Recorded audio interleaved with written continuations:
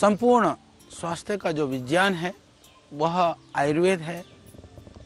उस विज्ञान और दर्शन को लेकर के आयुर्वेद दर्शन के रूप में हम विविध चर्चाओं को लेकर के आपके सम्मुख उपस्थित हैं। हमने चर्चा की इससे पहले कि हमारी दिनचर्या कैसे होनी चाहिए या किस तरह के लोगों के साथ हमें व्यवहार करना चाहिए, किस तरह के लोगों के साथ व्यवहार नहीं करना चाहिए। अब हम चर्चा करने वाले हैं रात्रिचर्या कैसे होनी चाहिए। रात्रिचर्या का अर्थ है कि रात को हमें कैसा खाना पीना खाना चाहिए, कैसे सोना चाहिए। यानी कि हम यदि आयुर्वेद की दृष्टि से कहें तो ये रात और दिन को मिलाकर के दिवस कहा जाता है, यानी 24 घंटे को हम एक दिवस कहते हैं। तो इसको रात्रिचर्या को भी दिनचर्या का ही हम ऐसे अंग मानते हैं, पर हमने दो भागों में इसलिए बांटा क्योंकि दिन भर करने वाले काम थोड़े अलग तरह के होते हैं, रात्रि की स्थिति अलग होती है। और जब आदमी दिन भर थक हार जाता है, काम कर लेता है, परिश्रम कर लेता है, तो फिर निद्रा की आवश्यकता होती है, विश्राम की जरूरत होती है। तो इसीलिए नींद या जो सोने की जो क्रिया होती है ना, उसी को ही हम रात्रिचर्या कहते हैं। या सबसे महत्वपूर्ण रात्रि में, क्योंकि विशेष कर करके नींद की महत्वपूर्ण चीज़ है जो रात्रि को ही हम प्राप्त करते हैं, इसीलिए कहा कि हम उसको रात्रिचर्या के रूप में ही हम जानते हैं। मैं बात करता हूँ नींद या निद्रा के विषय में। हम सब जानते हैं कि शरीर को स्वस्थ बनाने के लिए, स्फूर्तिवान बना करके रखने के लिए नींद लेना बहुत ही ज़रूरी है। सारे दिन हमने काम कर लिया, हम सारा दिन शरीर से मन से हम थक करके जब बिल्कुल एकदम निष्क्रिय हो जाते हैं, एक तरह से बिल्कुल शिथिल हो जाते हैं, तो नींद ही एक ऐसी चीज़ है कि हमको जा कर के पुनः शरीर को दोबारा काम करने के लिए तरोताज़ा कर देती है। यानी कि हमारी सारी जो ज्ञानेंद्रिय और कर्मेंद्रियाँ भी जब पूरी थक जाती हैं तो नींद की अवस्था में जो है व्यक्ति तब आता है। इस प्रकार वह स्थिति, मन का संपर्क ज्ञानेंद्रियों और कर्मेंद्रियों से टूट जाता है। यानी जब हम नींद में होते हैं, ना हमारी कोई भी ज्ञानेंद्रिय काम कर रही होती है, ना कोई कर्मेंद्रिय काम कर रही होती है, हम सब जानते हैं। तो उसी को ही हम संस्कृत में या आयुर्वेद में इसको निद्रा, निद्रा यानी नींद, हिंदी में हम कहें तो नींद कहते हैं। तो इस स्थिति में शरीर कुछ काम तो लगातार चल रहा होता है, जैसे कि शरीर में श्वास लेना, छोड़ना, रक्त का जो संचार है शरीर के अंदर, ये सब चलते रहते हैं। ये हम देखें तो बाकी जो शारीरिक, जो बाह्य दुनिया के आंतरिक दुनिया के कार्य तो चलते रहते हैं। शरीर में श्वास भी ले रहा होता है, रक्त संचरण का कार्य होता है या पाचन क्रियाओं का कार्य होता है, सब कुछ लगातार चल रहा होता है। परंतु बाहर की कार्य जब रुक जाता है तो सब शरीर की जो ऊर्जा है वो ऊर्जा, कम ऊर्जा खर्च हो जाती है, और जो बची हुई ऊर्जा से हम ऐसा कहते हैं कि उससे बल बढ़ जाता है। इसीलिए यही कारण है कि जब आदमी सोने के बाद में, जब व्यक्ति जो है अपने को स्वस्थ, तरोताज़ा और बहुत ही एनर्जेटिक फील करता है, यानी उत्साह से युक्त अनुभव करने लगता है, तो इसलिए कहा कि सोने का समय कौन सा ठीक रहेगा। कहा सोने का समय तो रात का समय ही अनुकूल है। रात में ही शरीर का कफ दोष, मन का तमस दोष नींद लाने में सहायक होते हैं, क्योंकि रात्रि को कफ की वृद्धि होती है और जब मन में भी उस समय पर अंधकार होता है तो मन का भी जो तमोगुण है वो बढ़ता है, क्योंकि निद्रा को तमोगुण का पर्याय माना गया है, पर वो भी जरूरी है। रात्रि में अंधकार, शोर, इस तरह की चीज़ें भी, अंधकार होता है, शोर कम होता है, और थोड़ी सी वातावरण में भी, क्योंकि सूर्योदय में दिन में जो गर्मी होती है, जो वातावरण होता है थोड़ा अलग रहता है, तो उस समय आयुर्वेद के हिसाब से दोष बढ़ जाते हैं। इसलिए अच्छी नींद आने में जो है रात्रि में ही सहायता मिलती है। इसलिए भगवान ने जो शरीर बनाया है वो भी इस तरह से बनाया है कि दिन में हम काम करें, रात्रि को हम विश्राम करें। सोने के लिए जरूरी है जिस बिस्तर पे रहते हैं, जैसे हमने कल भी कहा था कि बिस्तर ना तो बहुत मोटा भी नहीं होना चाहिए, बहुत थुलथुल भी नहीं होना चाहिए, बहुत कठोर भी नहीं होना चाहिए, आड़ा तिरछा भी नहीं होना चाहिए। एक लिमिट में ही वो सॉफ्ट हो और वो एक लेवल का हो, ये ध्यान रख लेना। सोते समय भी, क्योंकि उत्तर की तरफ सर करके सोना हमारे यहाँ उत्तम नहीं माना जाता है। आप बाकी दिशाओं में सर कर करके सोते हैं तो ठीक है। और ये ध्यान रखिए कि उस समय पर जो कमरा है, यदि, क्योंकि आजकल हम लोगों को, कई लोगों को छोटी छोटी जगहों पर रहना पड़ता है, उसी में ही आपको सोना है, उसी में रहना है, उसी में टेलीविज़न है, उसी में फ्रिज है, तो हमारा निवेदन है कि प्रयास करिए कि सोने के कमरे में फ्रीज तो ना हो, क्योंकि फ्रीज में से जो बाहर जो गैस निकलती है, जो गर्म जो हीट सिस्टम निकलता है, वो बहुत ही खतरनाक है। तो किसी भी तरह से सोने के कमरे में फ्रीज तो होना ही नहीं चाहिए। फ्रीज तो चलिए आप रसोई घर में रखते हैं, पर कुछ कुछ जगह पर हमने देखा कि फ्रीज को भी कमरे के कोने में रख देते हैं। परंतु यदि आप टेलीविज़न, टीवी तो प्रायः सभी घरों में लगभग कमरों में रहता है, रूम में रहता है, तो हमने देखा कि टेलीविज़न को बंद कर दीजिए। और टेलीविज़न को सिर्फ रिमोट से बंद ना करें, रात को सोने से पहले मेन स्विच से ही टेलीविज़न को बंद करें। ये ज़रूरी है, क्योंकि यदि आप सिर्फ रिमोट से बंद करते हैं तो टेलीविज़न में से निकलने वाली जो रेंज होती है वो निकलती रहती है, वो आपके लिए बहुत ही खतरनाक है। इसी तरह से प्रयास करिए कि मोबाइल को भी अपने कमरे में मत रखिए। ये जब आप सोते हैं तो यदि रखना ही पड़े तो कम से कम आप 1 मीटर की दूरी 3 फुट से दूर रख लीजिए, तो ये ज़रूरी है। उससे अलग रख करके ही आपको सोना चाहिए, नहीं तो उसकी निकलने वाली जो रेंज होती है आपकी नींद को ख़राब करती है, आपको स्ट्रेस और डिप्रेशन को बढ़ाती हैं। ये बहुत ज़्यादा ध्यान रख लेना। और शास्त्र में आयुर्वेद की दृष्टि से देखें तो ये जो डबल बेड वाली जो कहानियाँ हैं, डबल बेड में सोते हैं, उसके ऊपर विदेशों में रिसर्च हो चुका है कि डबल बेड में सोने से विविध तरह के जो रोग हैं वो पैदा होते हैं। रात को एक दूसरे की निद्रा में खलल डलता है, उससे एक दूसरे के व्यवहार स्वभाव में चिड़चिड़ापन आ जाता है। इस तरह के बहुत सारे रिसर्च भी हुए हैं और व्यवहारिक रूप से भी देखें तो ये इस तरह की चीज़ें होती हैं। पर यथासंभव प्रयास करें कि हम अलग अलग बिस्तरों पर सोएं। नहीं संभव है तो फिर भी उसमें एक डिस्टेंस रह करके हमको सोना चाहिए। और आयुर्वेद की दृष्टि से देखें तो आप देखेंगे प्राचीन काल में भी, गांव में भी आजकल देखेंगे, हमारे यहाँ शहरों में तो मजबूरी है, बिस्तर 24 घंटा लगा रहता है। वो बेड को ना लपेटा जाता, ना उठाया जाता, ना समेटा जाता है। तो हमारे यहाँ तो बिस्तरे को रात को सोने के बाद में उसको हटा दिया जाता था, बिस्तरे को लपेट करके रख दिया जाता था, दोबारा सोना हो तो लगा दिया जाता था। क्योंकि उससे जब बिस्तरा लगा हुआ होता है या जब आपको कमरे के अंदर बेड बिछा हुआ दिखता है, तो जब आप कमरे में जाएंगे तो एक तरह से शरीर में आलस्य, एक तरह से प्रमाद या एक तरह से निद्रा की स्थिति होने लगती है। आदमी जाता है तो सोचता है थोड़ी सी फुर्सत में चलो अली थोड़ी सी कमर सीधी कर ले। क्योंकि जब आप किचन में जाते हैं तो जब आपके मन में कहीं ना कहीं वो संस्कार जागृत होने लगते हैं कि कोई किचन में खाने की चीज़ है कहीं पड़ी है, तो आदमी उठा करके चलो भाई इसको खा ले। तो क्योंकि जहाँ पर जिस जगह पर जाते हैं, जिस कार्य के लिए जो जगह नियत है, उस जगह पर, उस जगह जाने पर वो कार्य का स्मरण होने लगता है, उस तरह के संस्कार जागृत होने लगते हैं। इसी तरह से यदि आप शौचालय में जाते हैं, थोड़ी सी आपकी थोड़ा भी आपको यदि यूरिन की इच्छा हो रही हो या शौच की इच्छा हो रही, तो वहाँ जा कर के थोड़ी इच्छा प्रबल होने लगती है। तो स्थान का प्रभाव है, ये बहुत ही महत्वपूर्ण है, इसको आप समझिए। तो उस स्थान के प्रभाव को ये महत्वपूर्ण भी है वहाँ जा कर के वो इच्छा होना। पर उस इच्छा को यदि आप दिन भर शौचालय में बैठे रहेंगे तो वो तो उचित नहीं है। ऐसे आप दिन भर बिस्तर में बैठे रहेंगे वो भी उचित नहीं है। तो ये यथासंभव और कुछ भी नहीं तो रात्रि को सोने के बाद में आप बिस्तर को नहीं लपेट सकते हैं तो एक निवेदन जरूर करूंगा। जिस तरह से आपने देखा होटल वगैरह में जब आप जाते हैं तो एक दिन में एक चादर अलग से बिछा देते हैं, उसके ऊपर ढक देते हैं। ऐसे घर में भी उस बिस्तर को ढक दीजिए। आप लपेट नहीं सकते, आप उठा नहीं सकते, कोई बात नहीं, उसको एक चादर डाल करके, एक मोटी सी खुरदुरी सी चादर से, जिससे उसमें धूल धक्कड़ भी ना आए और उससे आपकी जो बार बार सोने की इच्छा भी जागृत ना हो। और आयुर्वेद की दृष्टि से कहा कि सुबह शीघ्र उठना चाहिए, क्योंकि उठना बहुत ज़रूरी है। रात्रि के समय में तम का प्रभाव होता है, तब नींद अच्छी आती है। प्रातः शीघ्र उठने से वात कफ की जो प्रधानता होती है, उस समय मल विसर्जन की क्रिया ठीक होती है। प्रातः काल जैसे हमने कहा कि उस समय पर वायु और कफ, क्योंकि वायु गति करता है, कफ चिकनाहट देता है, एक तरह से स्निग्धता देता है। तो वायु की गति और मल की स्निग्धता वो मल के निस्सारण में सहयोग करती है। इसीलिए कहा कि प्रातः काल उठना चाहिए। और सुबह सुबह मन भी बहुत खुश रहता है। आप देखा होगा प्रायः जितने भी झगड़े होते हैं, जितने भी दुनिया के अंदर जितने भी इस तरह के अनिष्टकारी कर्म होते हैं, यदि रिसर्च किया जाए तो प्रातः काल के समय के कर्म बहुत कम मिलेंगे आपको।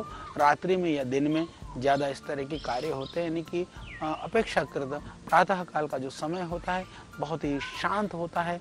शरीर समय शांत होने की वजह से उस समय मन भी खुश रहता है। मन खुश रहेगा तो स्वाभाविक सी बात है शरीर में स्फूर्ति भी रहेगी, ताजगी भी रहेगी, आनंद भी रहेगा, उत्साह भी रहेगा। उस तरह की तत्व की उस समय पर वृद्धि होती है।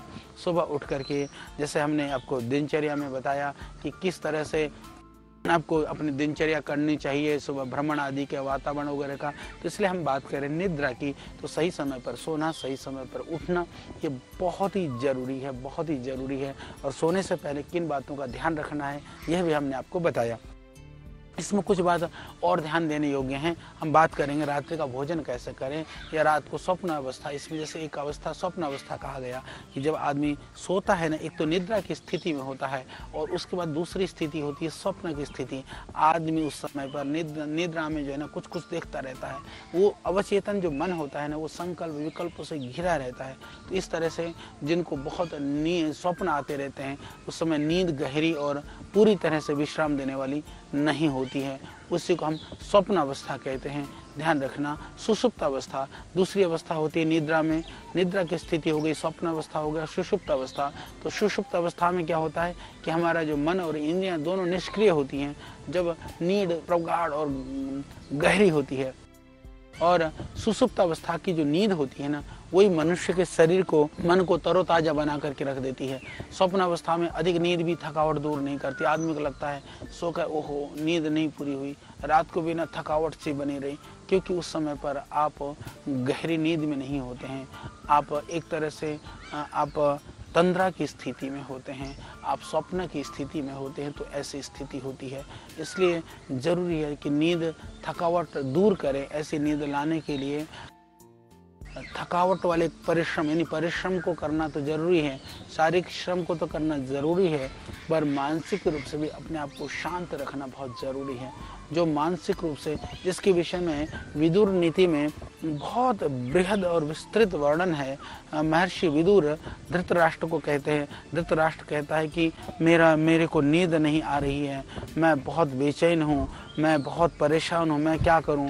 तो उन्होंने बहुत सुंदर उस यहाँ पर वर्णन किया है कि नींद, राजन, हे धृतराष्ट्र, नींद किसको नहीं आती है। उन्होंने कहा चोरों को नींद नहीं आती है, व्यभिचारियों को नींद नहीं आती है, जो कर्ज में उनको नींद नहीं आती है, जो बहुत ज़्यादा अवसाद में उनको नींद नहीं आती है। उन्होंने बहुत सारे कारण गिनाए। उसके वो विदुर नीति का भी आपको कभी रुचि रहेगी तो हम अलग से चर्चा करेंगे, पर उसके बहुत सारे कारण हैं।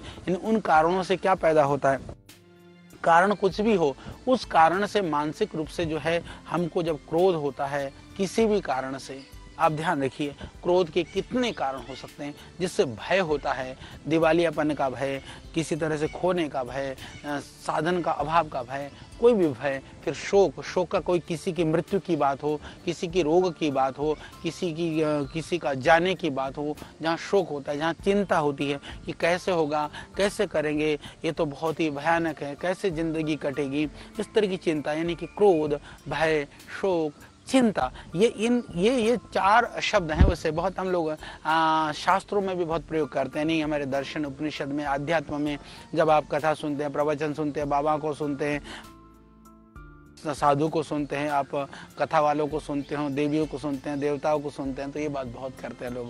क्रोध की बात, भय, शोक, चिंता की बात हम बहुत सुनाते हैं कि इनसे बचना चाहिए, ये विकार हैं। पर हमको ये भी तो ध्यान रखना चाहिए कि क्रोध होता क्यों है, भय आता क्यों है, शोक की स्थिति क्यों बनती है, चिंता होती क्यों है।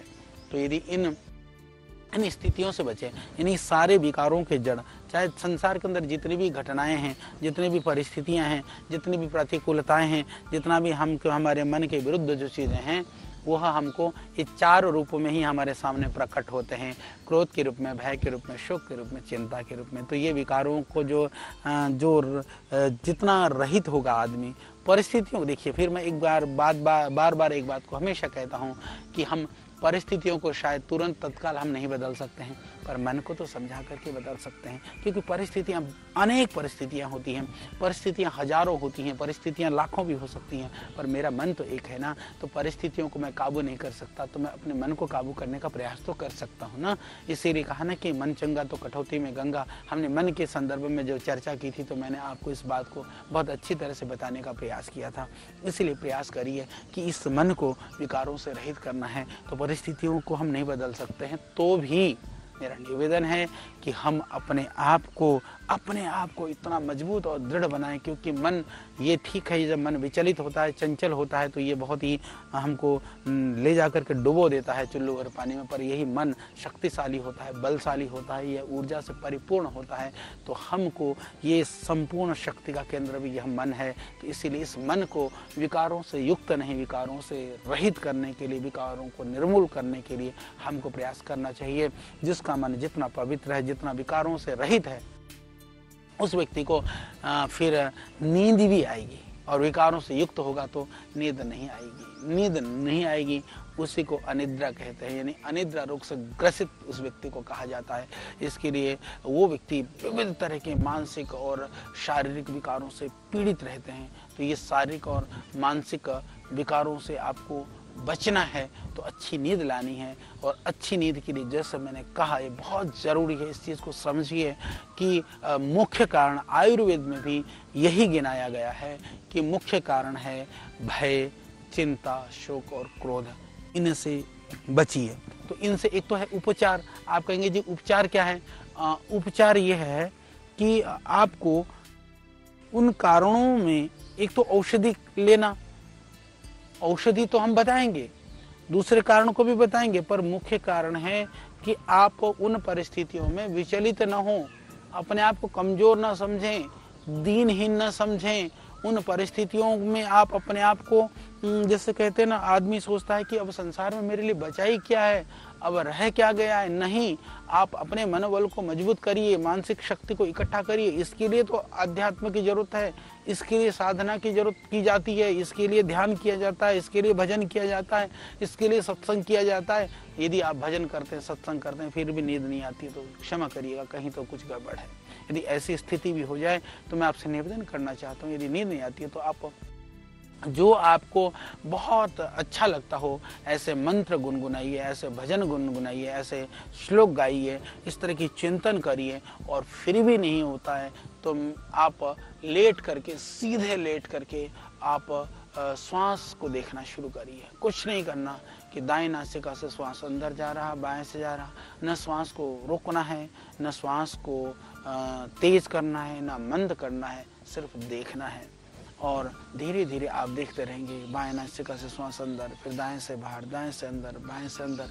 आप देखते रहेंगे, थोड़ी देर आप प्रयास करिए, उसको देखने का प्रयास करिए। क्रम टूट जाएगा, थोड़ी देर में भूल जाएंगे, आपका मन कहीं इधर उधर हो जाएगा, फिर दोबारा आप ध्यान देना शुरू करिए। इस क्रम को थोड़ी देर आप करोगे तो आप देखोगे कि आपको नींद अच्छी तरह से आ जाएगी। कुछ लोग नींद नहीं आती है तो कहते हैं हम तो पढ़ते पढ़ते सोते हैं। क्षमा करिएगा, लेट करके बिल्कुल मत पढ़िएगा, ये हानिकारक है, आंखों के लिए हानिकारक है, मानसिक रूप से आपको ये नुकसान पहुंचाएगा। इसके लिए जरूरी है कि आपको लेट करके नहीं पढ़ना है और कम प्रकाश में नहीं पढ़ना है। और रात को सोते समय भी एक दो बातें मैं बताना चाहता हूँ। कमरे की जो लाइट है ना, कई लोग तो प्रकाश में ही सो जाते हैं, प्रकाश में नहीं सोना। आपको लाइट पूरी तरह से बुझा करके बिल्कुल आप जहाँ सोते हैं वहाँ प्रकाश रहित होना चाहिए, वो कमरा बिल्कुल एकदम अंधेरा होना चाहिए। ये इसके बाद में आप सोएं। तो इसलिए भय, चिंता, शोक, क्रोध को छोड़ करके आप फिर विश्राम की स्थिति में जाएं। इसके अतिरिक्त भी कुछ कारण जो है आयुर्वेद के अंदर गिनाए हैं। जैसे कि कहा कि जो व्यक्ति बहुत ज़्यादा दिन में काम कर रहा होता है, शरीर में बहुत ज़्यादा टूटन दर्द होता है, यानी कि एक सामर्थ्य से अधिक जो शारीरिक श्रम करता है, कई बार उससे भी नींद नहीं आती है। तो इसलिए ध्यान रखिए कि शारीरिक श्रम करना बहुत ज़रूरी है, पर शरीर के सामर्थ्य से ज़्यादा नहीं करना। यदि कर भी लिया हो तो रात को जैसे अपने घर में, परिवार में कोई आपके लिए सेवा करने वाला हो तो बहुत ही उत्तम है, नहीं है तो स्वयं भी थोड़ा तेल गर्म करिए और हल्के हाथ से धीरे धीरे मालिश करना शुरू कर दीजिए। पूरी शरीर में मालिश कर लीजिए। मालिश करके आराम से फिर रात्रि को आप तौलिया या कोई कपड़ा लेकर के धीरे धीरे उसको पोंछ लीजिए, जिससे बिस्तरा भी खराब ना हो, शरीर में चिपचिपा स्थिति ना बनी रहे। यदि आप करके सो जाते हैं तो निश्चित रूप से नींद आ जाएगी। दूसरी बात कहते हैं कि जिन लोगों ने जहाँ से शरीर में से रक्त निकल गया हो, यानी कि किसी तरह से हमारे शरीर में से रक्त ज़्यादा निकल जाता है, या जिस दिन आपने ब्लड डोनेट किया हो तो हो सकता है वो तो कभी कभी साल में ऐसे ब्लड डोनेट जरूर करना चाहिए। हम भी करते हैं, श्रद्धेय स्वामी जी भी करते हैं। तो कहा कि ज़्यादा रक्त निकल जाता है तो कभी कभी, या कभी चोट घाव वगैरह लग जाता है, उससे भी गड़बड़ हो जाती है, उससे नींद कम आती है। या किसी के शरीर में बहुत ज़्यादा दर्द हो तो भी नींद कम आती है। जिसको ज़्यादा बलगम हो, खांसी खुर्रा करते रहते हैं लोग, रात भर सो नहीं पाते हैं, उससे भी कम आती है। उसकी चिकित्सा करनी चाहिए। अलग अलग स्थानों पर हम उसकी बात करेंगे, चर्चा करेंगे, आपको बताते रहेंगे। देखिए हमारा लक्ष्य है इस बार आपको पूरा स्वस्थ बना करके हम दम लेंगे, आपको मानसिक रूप से स्वस्थ करेंगे, शारीरिक रूप से स्वस्थ करेंगे, और आयुर्वेद की जितने भी ज्ञान विज्ञान है उससे हम आपको जोड़ेंगे। इसी लक्ष्य के साथ में हम पूरी ताकत और ऊर्जा के साथ में लगे हैं। तो आप भी हमारे साथ जुड़े रहिए। बिल्कुल आपको हिलना नहीं है, आपको किसी तरह से इससे आपको अलग नहीं होना है, क्योंकि आयुर्वेद का यह ज्ञान, एक बार में लिया हुआ ज्ञान जीवन भर आएगा काम। इस काम से आप होंगे दिव्य मानव, दिव्यता की प्राप्ति के लिए, रोगों से निवृत्ति के लिए, इसको ध्यान रखिए। और बोले नींद और किस किस को नहीं आती है, जिसने बहुत ज़्यादा उपवास कर लिया हो।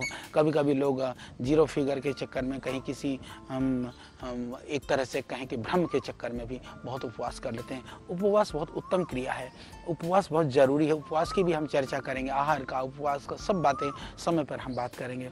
अभी तो मैं इतना कहना चाहता हूँ कि उपवास जरूरी है, पर अति सर्वत्र वर्जयत, अति उपवास नहीं करना चाहिए। उससे निद्रा खराब होती है, शरीर खराब होता है, हमारे रस रक्त शरीर के गड़बड़ हो जाते हैं। धूम्रपान, जो लोग बहुत धूम्रपान करते हैं, आयुर्वेद में औषधि धूम्रपान का कहीं कहीं पर विधान है, परंतु ये तंबाकू वाला, नशे वाला धूम्रपान का एकदम निषेध है। तो जो ज़्यादा धूम्रपान करते हैं, मुंह से बदबू आती है और एक तरह से जीभ काली, उनकी देखो होठ काले हो जाते हैं, मुंह काला हो जाता है, फिर भी आप पीते रहते हैं। क्या क्या उसमें स्वाद आता है।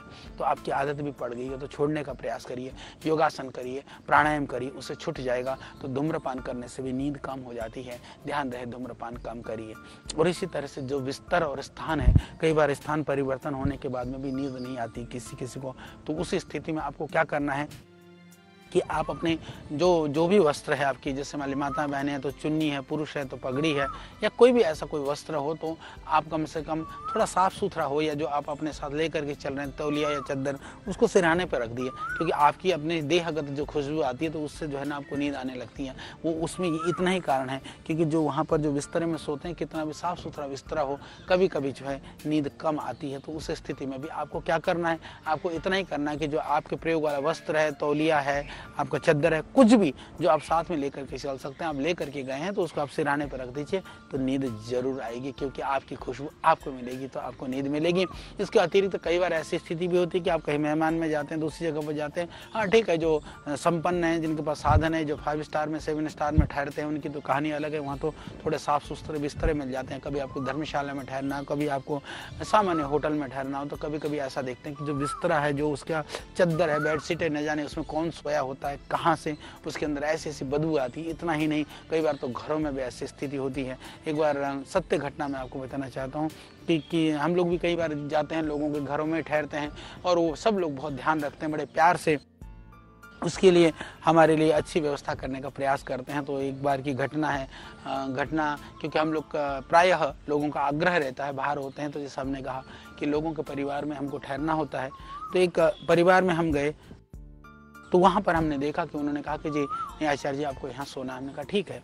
रात को जाकर बिस्तर में लेटे, तो जिनका परिवार, जिनका घर था या जिसका बिस्तरा था, जो उस दिन सोते थे, उन्होंने अपने दूसरी जगह सोए, हमको अपने बिस्तर पे सुलाया। उसके लिए तो हम बिल्कुल कृतज्ञ हैं कि लोग इतना प्यार करते हैं, भावनाएं हैं आप सबकी, जो भावनाओं के बलबूते पर है हम जो ये सेवा का कार्य करते हैं, ये लोगों की भावनाओं के बलबूते पर ही, तो जो आप हमें भावना व्यक्त करते हैं, उसी ताकत से हम ऊर्जावान रहते हैं। इसके अतिरिक्त हमारे कोई अभिप्सा या इच्छा भी नहीं है। तो अपनी भावना में आपने बिस्तरा तो हमको दे दिया, पर उस बिस्तरे में क्योंकि बाबा जी को कई तरह की बीमारियां थी, वृद्धावस्था की वजह से वो विविध तरह के एलोपैथिक गोलियां सेवन करते थे, बहुत तरह की गोलियां खाते थे। सच मानिए, हमको ऐसा लगा कि किसी दवाई की फैक्ट्री में हमको घुसा दिया गया है। रात भर एक क्षण के लिए भी नींद नहीं आई। फिर हमको तो हमारे पास तो ही अपनी धोती ने, एक धोती को हमने नीचे लपेटा में लगाया, एक ऊपर लगाया, फिर हमने उसके बाद में वो उन बिस्तरे को थोड़ा सा छाती से नीचे करा, तो किसी तरह से थोड़ी देर के लिए नींद ली। तो इस तरह की कुछ घटनाएं हमको बहुत याद रहती है, तो ध्यान रहे। तो ऐसी स्थिति में आप वस्त्रों को, स्वच्छ वस्त्रों में ही सोएं, स्वच्छ वस्त्रों को ही बिछाएं, स्वच्छ वस्त्रों को ही ओढ़ें, ये बहुत ज़रूरी है। क्योंकि नींद, देखिए, निद्रा, भोजन और इसी से ही तो है जीवन। तो ये 2 चीज़ सबसे ज़रूरी है, बहुत बेहतरीन होना। तो कई बार क्या होता है कि आदमी बहुत सत्वगुण में होता है, तभी नींद कम आती है। इसीलिए कहा कि जो संत महात्मा होते हैं और जो लोग बहुत साधना करते हैं, उनको भी नींद कम आती है। तो सत्वगुण की अधिकता से निद्रा, वो तो बैठे बैठे समाधि में ही अपनी जितनी ज़रूरत है वो निद्रा को कई बार पूरी कर लेते हैं। उस स्थिति में निद्रा कम आती है। यदि ऐसी स्थिति बन जाए तो ये तो बहुत ही अद्भुत स्थिति है। इसमें तमोगुण की कमी से भी नींद कम आती है। तो वहाँ पर कोई रोग नहीं है, बीमारी नहीं है, पर आप तमोगुणी हैं फिर भी नींद नहीं आती, तो वो तो खतरनाक है। ये ध्यान रख लीजिएगा। फिर बात करते हैं वृद्धावस्था में भी। जैसे हमने कहा कि जो बुढ़ापे में हैं, जिनको कई सारी तरह के दर्द है, और शरीर में दर्द है, सूजन है, शोथ है, शूल है, उनको भी नहीं आती है। जिसको उल्टी वगैरह होते रहते हैं, और कई बार जिनको दस्त वगैरह हो रहे हों, और कई बार जो बहुत सर में भारीपन वगैरह रहता है, तो उनको भी नींद कम आती है। तो ये नींद कम क्यों आती है, हमने इन विषयों में आपको बताया है। और ये आप ध्यान रखिए कि नींद न आने के उपाय, कुछ कुछ उपाय मैंने साथ साथ में थोड़ा सा नींद लाने की विधि भी बताई। अब मैं विधिवत आपको बताने का प्रयास करता हूँ। निद्रा को दूर करना हो तो हम क्या करें। यदि आयुर्वेद की दृष्टि से देखें तो निद्रा को दूर करने के लिए, जैसे मैंने कहा कि जो काम, क्रोध, लोभ, मद, मोह, ईर्ष्या, द्वेष जो है, हमारा भय, क्रोध, इन इन इन चीज़ों को दूर करने का हमको उपाय करने चाहिए। इन उपायों से ही हम अपनी नींद को सही ढंग से ला सकते हैं। तो इसके अतिरिक्त क्या करें, ये अभी हम निरंतर इसकी चर्चा करते रहेंगे। क्रमशः ये चलता रहेगा कि इस उपायों के विषय में अभी मैं आपको बताने वाला हूँ। तो क्रमशः इसको आप देखते रहिएगा। अगले एपिसोड के अंदर हम इसकी चर्चा करेंगे।